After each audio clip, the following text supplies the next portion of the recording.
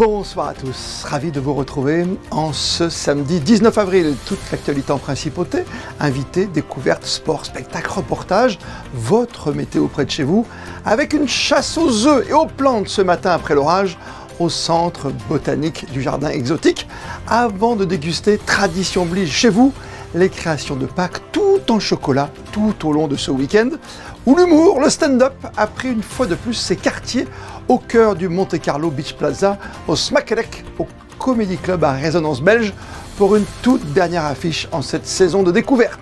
Le directeur de l'établissement du bord de mer, Vincent Clincmaillet, nous dressera le bilan dans un instant.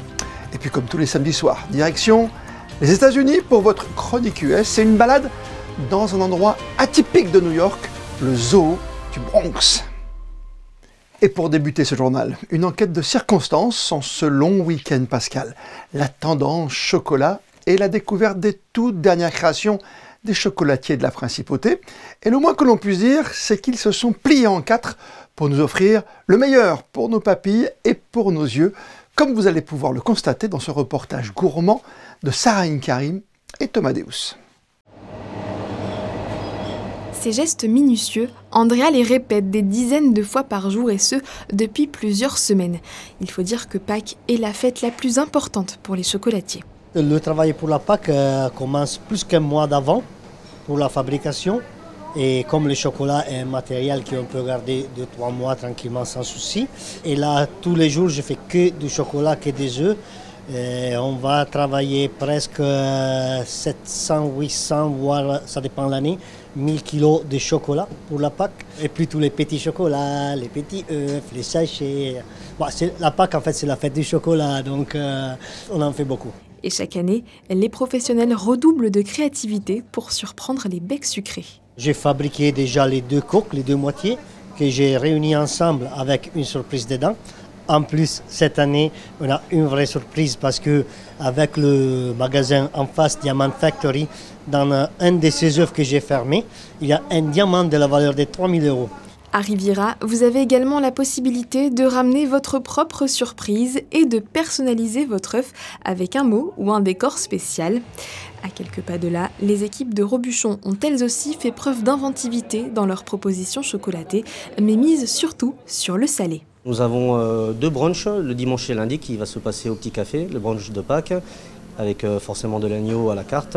Ensuite, nous avons un menu de Pâques qui va être au Robuchon Monaco, voilà, avec un menu à 135 €, avec entrée, plat, dessert, voilà, avec un gigot d'agneau de lait qui va être servi avec des légumes primeurs.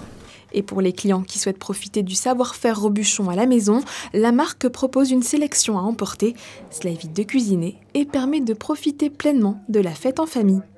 Qui dit week-end de Pâques dit chasse aux œufs bien sûr, mais aussi chasse aux plantes en principauté. Les enfants scolarisés ou domiciliés à Monaco ont participé ce matin à une grande chasse aux plantes organisée par la mairie de Monaco au centre botanique du jardin exotique.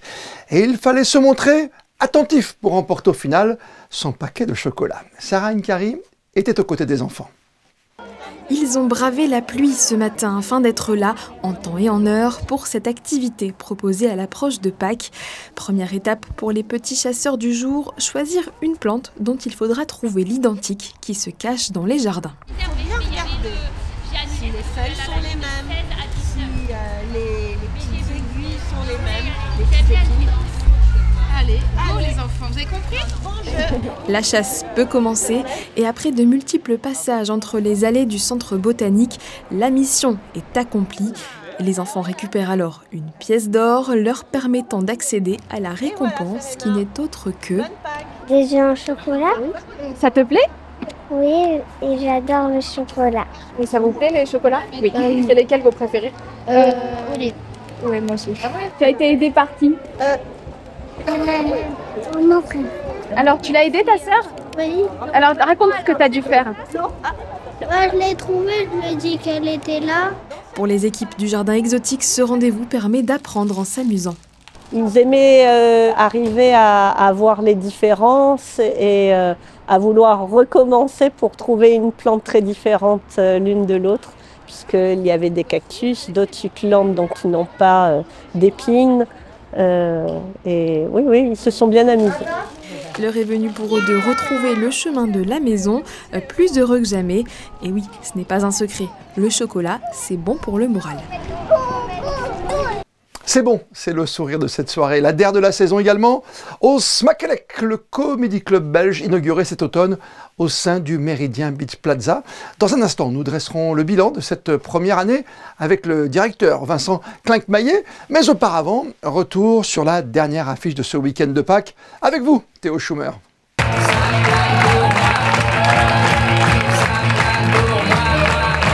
3 humoristes, 3 sketchs et une salle au complet. Pour ce dernier week-end de sa saison, le Smacklick accueille Charles Nouveau, Nathalie Wattel et Ino JP. Pendant 25 minutes, chacun aborde des thèmes très personnels avec des anecdotes sur leur passé ou sur le comique de leur quotidien. Oui, chacun on parle de thématiques un petit peu différentes. Moi, ça fait vraiment le gars qui veut commencer. Alors moi, je parle de mon divorce, de mon presque veuvage. Oh, ça paraît triste, mais ça ne l'est pas, c'est absurde, c'est de l'humour belge. De mon travail aussi, un petit peu dans l'associatif, de mes neveux, de la famille. Et puis je rentre dans des thématiques un peu plus dures parfois. Tu m'as cru, c'est faux. On a bien rigolé. Oui. En plus, je suis belge, donc j'étais super intéressée de découvrir grâce à mon ami qui m'a embarqué ici. Je suis pas déçue du voyage. Très sympa. À refaire. Moi, je parle de mon quotidien finalement. Mon quotidien est composé de mon conjoint avec qui je suis depuis 18 ans, alors que j'ai 36 ans. Donc on vient de passer le cap où j'ai passé plus de temps dans ma vie avec lui que sans lui. Donc je parle de ça. Je parle des différences... des différents langages de l'amour finalement, de la manière dont on essaye de composer le quotidien. Je parle de notre enfant. Et ben voilà, c'est le premier succès 2025. Je suis pas peu fière. Voilà, je suis pas peu fière. Moi, je viens régulièrement, donc j'adore ce spectacle. Enfin, c'est quelque chose qui est vraiment super à Monaco, parce que ça n'existe pas. Donc voilà, je trouve ça génial. En tout cas, bon concept. Ouais, super concept. Alors, moi j'en profite parce que je cherche depuis 12 ans la personne qui m'a volé ma roulette à pizza dans mon appartement et qui s'est enfuie avec. Et donc je me dis peut-être que elle s'est installée ici parce que c'est un endroit où les gens viennent en cavale. Donc voilà, j'aimais beaucoup cette roulette et si tu peux me la rendre, Jonathan, c'est comme ça que je t'ai appelé. C'était très bien, on a bien ri. Le stand-up n'est pas forcément encore hyper développé à Monaco et ça va tendre comme dans toutes les villes à l'être et je trouve ça génial. Je trouve ça génial qu'on puisse justement venir pour aussi participer à ça. Enfin, moi, je suis hyper fière de contribuer au développement du stand-up à Monaco. Voilà. Tu parles très bien. Merci. Merci. Un succès sans précédent pour le Smacklick qui laisse espérer une saison 2 au Comedy Club. Merci Monaco Info. Merci Monaco Info. Merci Monaco Info. C'est ringard. Bonsoir Vincent Klinkmaillet. Bonsoir. L'occasion est belle de faire avec vous le bilan du Smakelec. Ça veut dire bon appétit, je traduis en belge tout de suite, comme ça c'est fait. C'est un comédie club qui a reçu quand même pas moins de 12 artistes cette saison déjà. Absolument. Plusieurs sessions cette saison, avec chaque fois un set de 3 artistes, les vendredis et samedis, 19h et 21h. Pourquoi ce choix de 3 artistes justement? Est-ce qu'à chaque fois il y a un MC, un maître de cérémonie? Alors il y a un des 3 artistes qui est choisi comme maître de cérémonie pour introduire ses 2 collègues qui vont faire des sets, et c'est des sets de 25 minutes avec les 3 artistes. Qui a eu l'idée de créer un comédie club au sein d'un restaurant dans votre établissement qu'est le Méridien Beach Plaza que vous dirigez? Alors tout est venu de la création de Smakelec, qui est une brasserie belge, qui était une première sur la Principauté. Et ensuite, on m'a démarché pour me proposer ce Comedy Club, parce que le Comedy Club est quelque chose de très implanté à Bruxelles. D'accord, ça veut dire qu'à Bruxelles ou dans d'autres capitales aujourd'hui, ça se développe de plus en plus au cœur d'hôtels plutôt que de restaurants. Là, c'est un restaurant. Généralement, c'est un bar, c'est une brasserie. Alors, à Bruxelles, ça s'est développé vraiment dans un comédie club, comme les comédie clubs parisiens. C'est-à-dire que l'essence de l'établissement, c'est d'être un comédie club. Là, ici, on l'a intégré en plus au restaurant. On sait qu'il y a une grande communauté belge ici en Principauté de Monaco, donc le choix de... Absolument. C'est pas simple parce qu'il y a beaucoup plus d'Italiens ou de Français, par exemple. C'est une petite salle qui fait combien de places, on le rappelle? Alors on fait 65 places. 65 places, c'est quasiment complet à chaque fois parce que c'est exigu, c'est petit, c'est un exercice difficile aussi pour les artistes. Hein. Alors c'est une rotonde et j'avoue que Slash.f avec qui on s'est associé pour ce Comedy Club a fait un travail remarquable puisque c'est un patchwork de tous les meubles qu'on peut trouver dans l'hôtel. Ah oui. Donc c'est vraiment quelque chose de très convivial avec des meubles dépareillés, mais tout ça crée une ambiance unique. Oui, il y a une vraie ambiance. J'ai eu la chance d'y aller le soir d'Alex Vizorek, par exemple. Enfin, c'est 2 soirs à chaque fois, comme là, vous avez Florent Lausson, Nathalie Boité ou encore Ino JP pour ce dernier week-end. Et c'est vrai qu'il se passe quelque chose. On est tellement proche du public. Alors c'est un peu facile, on le voit beaucoup maintenant dans les spectacles. On va chercher le public. Hein. Absolument, c'est le principe du Comedy Club, une vraie interaction avec la salle. Donc chaque représentation est unique. Moi, j'essaie d'assister à toutes les représentations. Et que ce soit la présentation de 19h ou de 21h, c'est complètement différent. C'est vraiment une vraie communication avec le public. Il vaut mieux aller à 19h ou à 21h alors? Elles sont toutes bien. Ah, ils sont tous bien. Est-ce que c'est pas facile par moment, entre les trois, c'est difficile d'avoir l'humeur égale, j'allais dire, c'est pas le même humour. Là, par exemple, ce week-end, on passe de l'absurde à la vie d'une maman, ou alors un homme qui a plein de problèmes extra quoi, dans la vie, quoi, des problèmes un peu extraordinaires. Quoi. Ah, mais c'est ça que je trouve formidable dans le Comedy Club, c'est que vous avez des artistes qui viennent en fait plaisanter sur leur vie et qui arrivent avec l'intelligence à s'exprimer et à partager avec tous leurs problèmes. Et finalement, on est tous touchés par leurs histoires et par leur humour. Est-ce qu'il faut une tête d'affiche quand même pour que ça fonctionne encore mieux? Est-ce qu'on peut encore pousser un peu les murs pour l'an prochain? Alors, je ne vais pas vous le cacher qu'une tête d'affiche change complètement les choses. Et que la culture du Comedy Club, je pense, elle est encore à se faire. Ici, à Monaco, mais on garde espoir et on va vraiment continuer à remplir la salle et on verra pour l'année prochaine. Ouais, ce qui veut dire que c'est compliqué parce que c'est un coût, bien sûr, si on veut un Gad Elmaleh, si on veut par exemple même un Alex Vizorek, c'est plus cher que de jeunes talents qui arrivent et qui sont là, qui sont déjà logés, blanchis et nourris. Alors avec Alex Vizorek, c'est vraiment une histoire d'amitié avec les organisateurs et il n'y a pas eu de discussion plus que ça. Il a vraiment accepté de venir avec grand plaisir. Il a fait 4 représentations magnifiques. On était évidemment en salle complète. Mais on est aussi complet ce soir, donc on est très, très content. Sans une tête d'affiche, ce soir, on affiche complet. D'accord. L'année prochaine, vous restez sur ce concept, bien sûr. 3 artistes, 25 minutes de set et peut-être plus de vedettes encore, ou vous restez comme vous êtes aujourd'hui, comme ce week-end? C'est vrai que le fait qu'Alex Vizorek soit venu, ça a ouvert des portes à d'autres artistes, d'autres têtes d'affiche. Je ne veux pas en dire plus, mais j'espère attirer aussi d'autres têtes d'affiche pour l'année prochaine. Et pas obligatoirement des artistes belges? Et pas obligatoirement des artistes belges. Oui. On va chercher alors tous ensemble, quoi. Est-ce qu'on peut voir un Artus, par exemple, qui fonctionne très bien, ou un Jarry? Ah, écoutez, ça serait formidable, mais à voir, à discuter avec nos associés /f. D'accord, ça discuté automatiquement. Dans l'hôtel, comment c'est perçu par le personnel et les gens qui viennent en résidence au Méridien Beach Plaza? On se dit, tiens, ce soir, on se fait une petite soirée, on se prend une petite mousse avec modération, comme on le dit dans les petits bistrots, dans les pubs, et puis on se fait un petit spectacle avec 3 frites. Alors, notre mix clientèle est quand même italien, américain, français. C'est ça. Donc, on propose aux Français, mais j'avoue que véritablement, on remplit notre Comedy Club avec la communauté locale monégasque et la communauté de Nice, mais pas vraiment avec nos clients.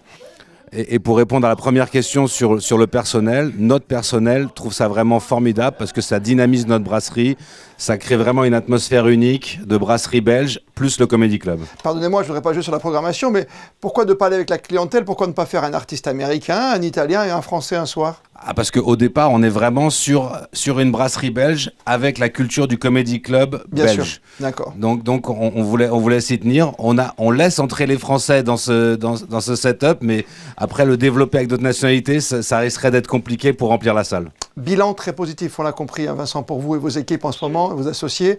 Est-ce qu'on peut avoir une petite... ça recommence quand? Est-ce qu'on peut avoir une info quand même sur Monaco Info ce soir, ou on attend la présentation officielle des nouveaux spectacles pour la saison prochaine? Alors j'espère reprendre en novembre prochain, mais encore une fois, vous serez les premiers informés, sans faute. Et c'est plus, j'allais dire, l'automne et l'hiver que ça fonctionne? On oublie le printemps, l'été, même pendant un Grand Prix de Monaco? Vous savez, aujourd'hui, à partir d'avril, tout le monde va être sur une terrasse, tout le monde va être en extérieur. C'est très compliqué, je pense, en été d'avoir un Comedy Club ou alors de le localiser dans notre restaurant Amuse.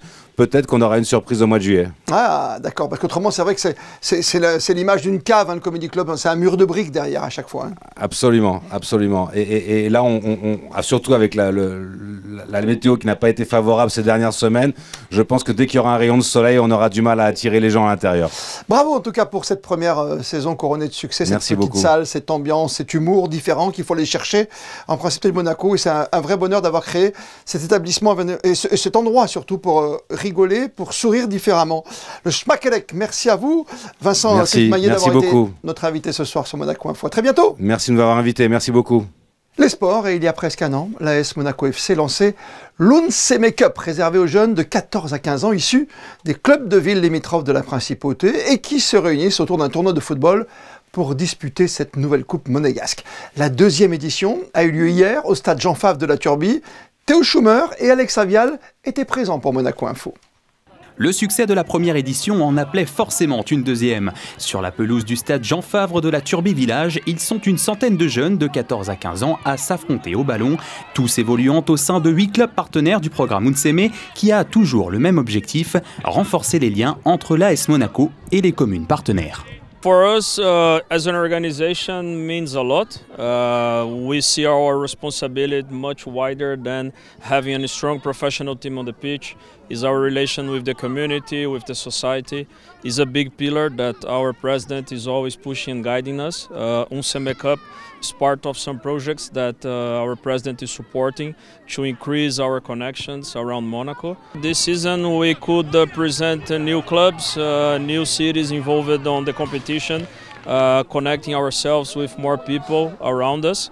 Of course that is better than last year because we have a natural learning on how to organize, how to promote it, and we expect to keep progressing and growing this project on the next years. Point fort de la journée, la présence du milieu de terrain Mamadou Koulibaly, un geste très apprécié par les jeunes joueurs et qui tient à cœur aux footballeurs professionnels. On va dire de me voir, ça leur fait peut-être quelque chose. Après moi, en retour, ce que je leur donne, on va dire, c'est je leur donne du plaisir, du sourire. Quand par exemple ils me demandent des photos, des dédicaces, j'essaie de leur rendre le plus possible afin qu'ils ne soient pas déçus. En finale du tournoi, beau soleil face à Vintimille et c'est le club de la commune italienne qui s'est finalement emparé de la coupe. Un grand moment pour les jeunes. Encore une édition réussie pour l'Unseme Cup. Ça représente beaucoup pour eux. Donc pour moi qui suis maire d'une ville comme la Turbie qui a une activité sportive et d'avoir le centre de performance de l'AS Monaco, c'est un grand plaisir qu'ils s'attachent à faire ce tournoi ici à la Turbie. Et puis on a vu vraiment un engouement à travers ces jeunes de vouloir gagner les matchs et puis en étant fair play aussi, parce que c'est aussi ça le football, montrer une image fair play, et c'est chez les jeunes, c'est important aussi pour les éducateurs de les voir évoluer, et donc moi je suis très satisfait de cet après-midi, et j'espère que l'année prochaine ce soit renouvelé ici encore à la Turbie. Après ce tournoi, la fête continue, les adolescents sont conviés ce samedi au stade Louis II pour le match des professionnels de l'AS Monaco face à Strasbourg. Le temps changeant, les vacances aidant, le tout nouveau lieu dédié aux jeux et au plaisir du karting fait recette depuis sa récente ouverture sur les terrasses de Fontvieille. Le centre de loisirs et de pilotage Box 98 séduit bien des publics. Théo Schumer a fait pour vous le tour de piste du propriétaire en compagnie d'Hugo Comassa. Le projet baptisé Box 98, le voici enfin concrétisé. Un espace dédié au divertissement pour le public de Monaco et d'ailleurs. Des activités libres comme les simulateurs de conduite, les paniers de basket, le bowling miniature, mais surtout le majestueux circuit de karting électrique imaginé par le pilote Clivio Piccione et ses associés. Lorsque vous arrivez au centre, tout commence par une inscription. Ils s'inscrivent aux bornes qui sont juste derrière vous, ils prennent leur ticket. Ensuite, moi avec l'ordinateur qui est juste là, j'ai tous les noms des pilotes que je vais devoir appeler. Je les appelle au micro juste là. Ils se présentent à la zone de briefing, donc je leur explique toutes les règles de sécurité, ce qu'il faut savoir. Je les équipe avec les casques, Minerve et Parcote. Une fois qu'ils sont prêts, ils sont dans les mains de mes collègues qui sont juste derrière. Ils s'installent dans les cartes, on leur règle les pédales, on leur règle le volant. Une fois qu'ils sont prêts, ils partent pour 8 minutes de session. Et ensuite, on va les arrêter au bout de la ligne droite qui est juste là-bas. Ils rentrent dans les stands et c'est la fin de la session. Après l'équipement et les consignes, direction les cartes pour rentrer en piste. Là aussi, le protocole est très strict pour assurer avant tout la sécurité des pilotes. Quand la session commence à toucher à sa fin, à peu près 20-30 secondes de la fin, avant le drapeau à damier, on commence à aller au fond pour en fait aller rassembler tout le monde qui arrive à petite vitesse pour la sécurité, pour éviter que tout le monde se rentre dedans et que surtout dans la pit lane, il y a des accidents parce qu'il y a mes collègues qui sont à pied, il peut y avoir des clients qui sont à pied, donc en fait on les ralentit vraiment au maximum avant et comme ça après on les accompagne à pied jusqu'à ce qu'ils se garent et qu'ils puissent descendre. Chaque session dure une dizaine de minutes à plus de 50 km/h à vitesse de pointe sur un parcours à 80% en hauteur contre 20% en général sur les autres circuits. Autre nouveauté également, les pilotes peuvent suivre leur progression sur un écran situé sur leur volant, mais tout est contrôlé. Loris peut décider de ralentir individuellement la vitesse des pilotes si c'est nécessaire. À la sortie du circuit, l'adrénaline redescend et tout le monde est content. Alors, c'était comment? Terrible. Carte électrique, première fois de ma vie, et habitué à faire les cartes essence, carburant, donc c'était une très bonne session. Qu'est-ce qu'on ressent avec toutes ces montées, toutes ces descentes? Justement, on n'a pas l'habitude d'avoir ces gens qui, en haut de la montée, on n'a pas de ça chez nous, dans le Var. Donc du coup, avec les montées, les descentes, ouais, c'est impressionnant. Ça vous donne envie de le refaire? Oui, bien sûr. Le tarif est abordable, la famille est là, donc on se fait plaisir. Petite montée, petite descente, ça va vite. Un petit peu les sensations finalement quand tu joues à la F1 sur la Play ou quoi. C'est un peu la même chose. Ça se rapproche un peu, on va dire. Cela fait déjà 2 semaines que le Box 98 a ouvert ses portes, le 1er avril dernier, et le centre fait déjà le plein. Je pense qu'on est quand même assez victime de notre succès, et surtout les gens étaient au rendez-vous. La période scolaire a fait qu'eux aussi, donc on est très contents. Le centre de loisirs et de pilotage Box 98 vous accueille tous les jours de la semaine, sauf le lundi. Un snack et un bar sont également disponibles sur place. Attention toutefois, les temps d'attente peuvent très vite varier les jours de week-end ou de vacances scolaires, pendant lesquels il est préférable de venir plus tôt, le matin. Et comme tous les samedis, votre lettre d'Amérique est pendant les vacances scolaires qui touchent à leur fin. Il n'est pas toujours évident de trouver des occupations qui intéressent les enfants. Les parcs animaliers sont souvent les plus sollicités par ces derniers. Et pour la chronique US de cette semaine, Alexandra Pani vous propose la visite de l'un des plus grands des États-Unis. Bonsoir à vous Alexandra. Oui, bonsoir à vous. Cette semaine, je vous amène donc au zoo du Bronx à New York. Une activité en famille incontournable. Et pour cette visite, je serai accompagnée de 2 petits assistants. Ils vous montreront leurs animaux préférés. Nous ne protégeons que ceux que nous connaissons. C'est l'objectif du zoo du Bronx dès sa création en novembre 1899. Être une fenêtre de découverte et de connaissance sur le monde qui nous entoure et ses espèces qui le peuplent. Ces scientifiques travaillent tout au long de l'année pour la sauvegarde et la reproduction, mais aussi la réintroduction de certaines espèces et la recherche sur des maladies zoonotiques telles qu'Ebola ou la grippe aviaire. Mais ce lieu de conservation est avant tout une sortie privilégiée pour les enfants et les adultes qui les accompagnent.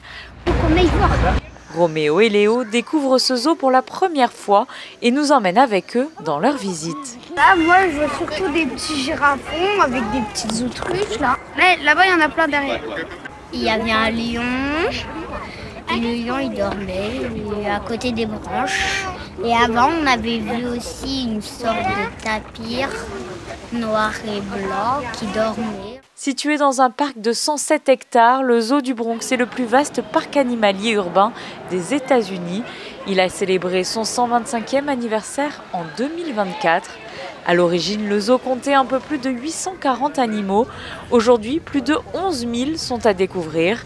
Des grands mammifères des plaines africaines aux grands oiseaux de proie, en passant par les régions polaires. De la toute petite grenouille au majestueux gorille, chacun pourra venir observer son animal fétiche. Ce qu'habituel, des crocodiles, on a vu aussi des gorilles, des lions, on a manqué des tigres. On a vu aussi des lézards, des araignées, des scorpions, des serpents, des rhinocéros. En fait, ils m'ont tous plu en fait, j'ai adoré, voilà. On est aussi venu à un endroit là où tu pouvais les toucher, les nourrir. Il y a un endroit là où tu fais comme ça, et il y a l'eau qui coule. C'est dans l'enclos des ânes. Les ânes, les moutons, les chevaux, les poules, les dindons aussi. Alors là, moi je suis en train de faire le ventre du dinosaure, comme on peut le voir.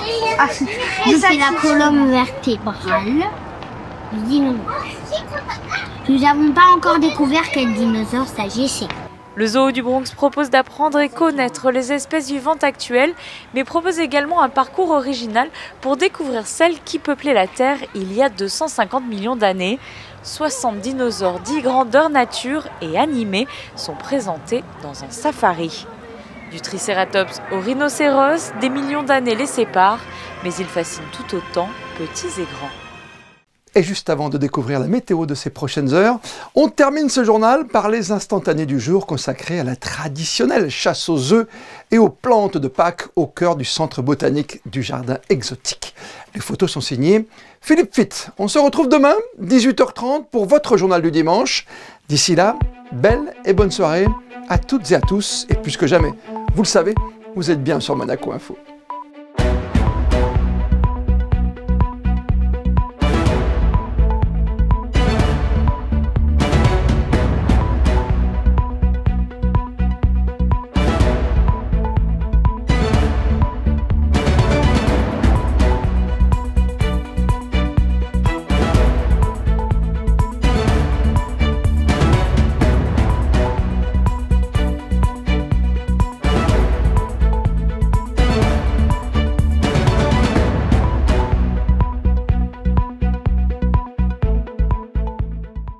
Retrouvez la météo avec Suisse Courtage, votre partenaire de confiance en assurance à Monaco. Protection sur mesure pour particuliers et professionnels.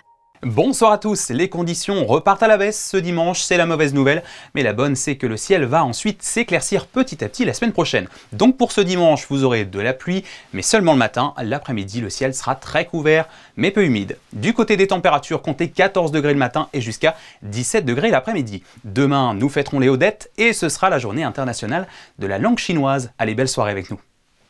C'était la météo avec Suisse Courtage, votre partenaire de confiance en assurance à Monaco. Protection sur mesure pour particuliers et professionnels.